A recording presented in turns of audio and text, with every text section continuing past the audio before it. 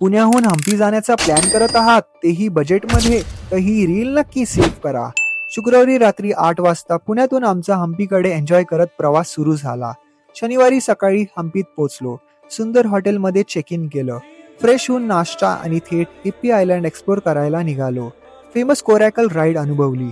नंतर दुर्गा मंदिर, सुग्रीव गुफा आणि रामायणाशी जोडलेलं चिंतामणी मंदिर.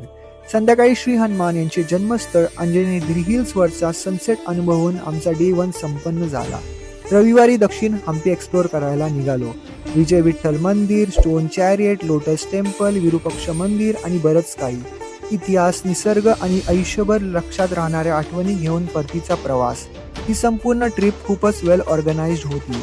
जर तुम्हीही वर्किंग प्रोफेशनल आहात आणि तुम्हालाही बजेटमध्ये हम्पी ट्रिप प्लॅन करायची असेल तर माइल वॉकर्सशी नक्की संपर्क करा. ही ट्रिप त्यांच्यामुळेच शक्य झाली आहे. संपूर्ण डिटेल्स कॅप्शनमध्ये दिल्या आहेत.